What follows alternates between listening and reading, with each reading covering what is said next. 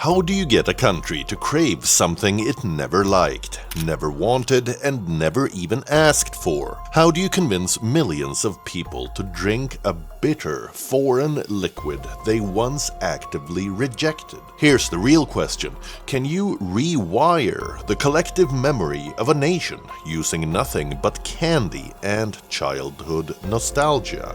Why do I ask? Because that's exactly what Nestle did to Japan. This is the twisted before and after of a nation of tea lovers transformed into one of the world's top coffee consumers. And it all started with failure. Welcome to Before and After, where we uncover the hidden forces that reshape our world. Today's story isn't just about coffee. It's about psychological warfare, product failure, corporate panic, and one man with a plan to hack an entire culture. Don't blink, this story is darker and more brilliant than you'd ever expect.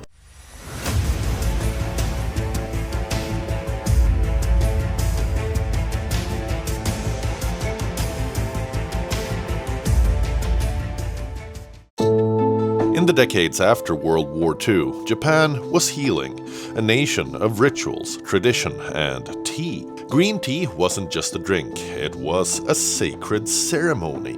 It was family. It was home. Enter Nestlé. The Swiss food giant had conquered Europe with instant coffee. Now they wanted Japan. It should have been easy. Great product, attractive packaging, affordable price. They launched ads, ran promos, handed out samples, and Japan responded with a collective shrug. Coffee just didn't click. Why? The answer would humiliate every marketing executive in the building, because they'd missed the most important ingredient in the recipe for consumer success: emotion. The Japanese didn't hate coffee, they just didn't care about it. There was no emotional trigger, no nostalgia, no memory. Coffee was a bitter outsider, while tea had centuries of love behind it. And that's when Nestle realized this wasn't a branding problem, it was a psychological one. So they stopped throwing money at ads and hired a French psychoanalyst instead.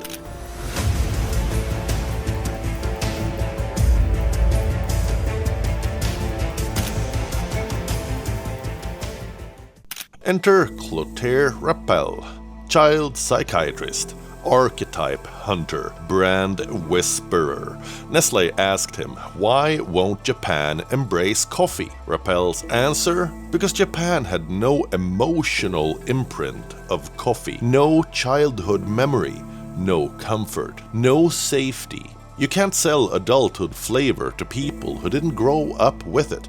But what if you could plant that memory now for the next generation? Rappel's idea was bold, slightly unethical, and totally genius. Forget the adults, target the kids. Not with coffee-flavored everything. Nestle flooded the market with coffee-flavored candies, coffee jelly desserts, coffee-infused chocolates. They weren't selling caffeine, they were selling association. They wanted to make coffee a flavor of childhood, a taste linked with play, comfort, sweetness. It wasn't marketing, it was long-term psychological warfare.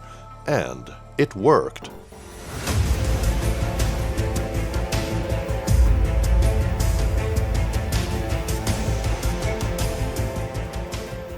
Fast forward a decade. Those kids, they were now salarymen, office workers, tired, overworked, stressed. And guess what flavor they already liked? Coffee. They didn't just tolerate it, they craved it. Not because it was trendy, but because it tasted like childhood. Now they needed caffeine, and Nestle was ready. With one flick of the switch, Nescafé became a daily habit. By the late 1980s, Japan's coffee consumption soared. Vending machines stocked with hot and cold canned coffee lined the streets. By 2014, Japan was importing over 500,000 tons of coffee a year. Nestle wasn't just selling coffee, they were engineering taste. They'd done what every marketeer dreams of. They didn't follow culture, they rewired it.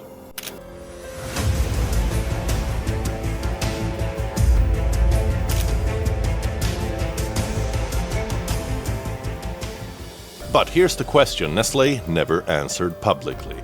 Is it ethical to manufacture nostalgia, to insert flavor into childhood, just to monetize adulthood, to create need before someone even knows they'll want it? This wasn't a fluke, it was a blueprint, one Nestlé would replicate in other markets too. And so a nation of tea lovers became one of the world's biggest coffee consumers, not through persuasion, but conditioning, not by accident, but by design. What other cravings in our lives were planted when we weren't even aware? Nestlé's Japan story is more than a marketing case study. It's a cautionary tale about how taste isn't always organic, about how brands don't just sell products, they shape memories, and about how sometimes the battle for your heart begins in childhood. So, the next time you sip your coffee, ask yourself, did I choose this? Or was it chosen for me? Hit like if this blew your mind, subscribe for more stories like this, and tell me in the comments what flavor from your childhood still shapes your life today. This is Before and After. See you in the next transformation.